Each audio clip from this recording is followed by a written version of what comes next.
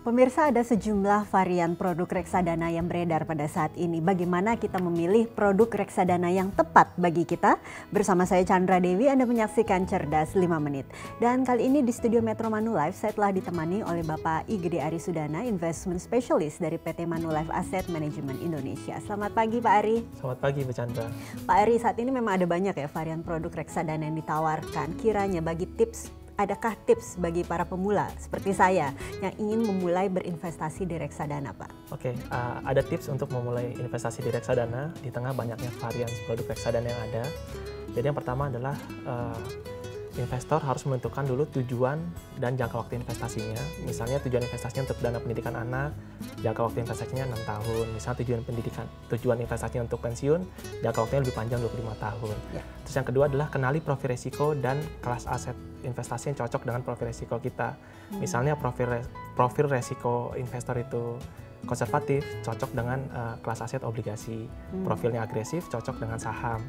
Dan yang terakhir adalah yang ketiga, itu kita tentukan besaran yang mau diinvestasikan dan jangan lupa pilih manajer investasi yang handal dan terpercaya. Jadi ada 3 ya Pak Ari. Ada 3 langkah yang harus diperhatikan terlebih dahulu. Tujuan investasi, jangka waktu investasi, juga tingkat resiko. Tapi kenapa kita tidak memilih kinerjanya lebih dulu ini Pak Ari? Karena kan kalau kita berinvestasi ini pasti harapannya ya Pak Ari ya, hasil investasinya yang diharapkan setinggi mungkin. Iya Ibu Chandra, jadi memang banyak yang berlaku saat ini adalah investor tuh melihat dari kinerjanya dulu jadi patokan.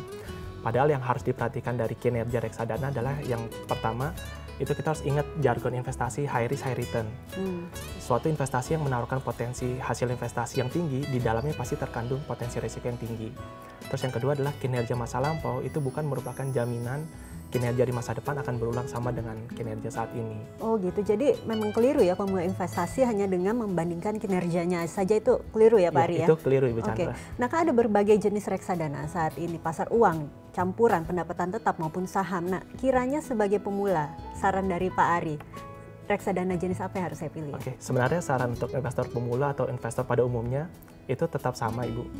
Jadi yang pertama adalah tetap tentukan dulu tujuan investasinya, jangka waktu investasi, dan profil resikonya, terutama itu.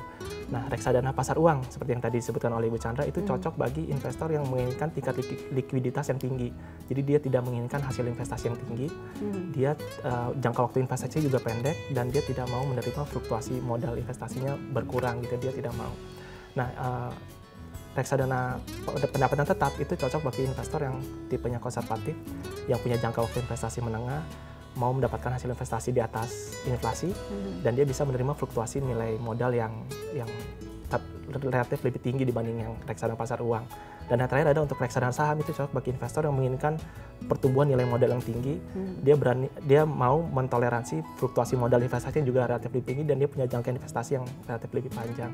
Nah, terlepas dari investor atau pemula atau umumnya, tentukan dulu tujuannya, profil resikonya, jangka waktunya, dia bisa pilih di kelas aset yang sesuai. Oke, setelah paling tidak ini pemirsa di rumah sudah mulai mengetahui kiranya tujuan, jangka waktu, profil resiko, dan juga jenis reksadana yang akan dipilih.